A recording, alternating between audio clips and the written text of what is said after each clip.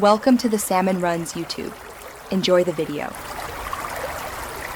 You begin with the basics that matter: batteries installed, clear line of sight, and the unit powered. Press the power button once and watch the remote display wake.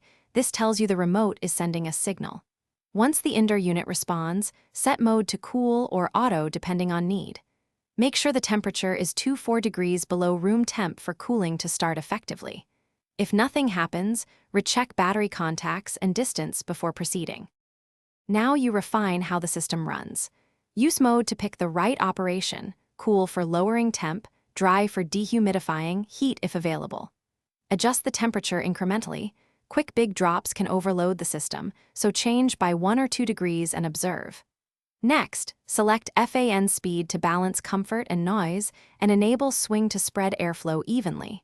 You're controlling both comfort and efficiency. Small tweaks here often yield the biggest improvements in feel and energy use.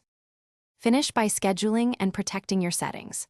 Program timer on or timer off to start or stop the AC at set times. This saves energy and prevents overcooling. Enable ECO or sleep mode for gradual temperature shifts and lower power draw overnight. If you want to revert, use reset or remove batteries briefly to clear stored commands. Troubleshooting tip: if the remote won't control the unit, replace batteries. Ensure nothing blocks the infrared path, and try pairing or power cycling the indoor. Thanks for watching. Consider subscribing if we helped you.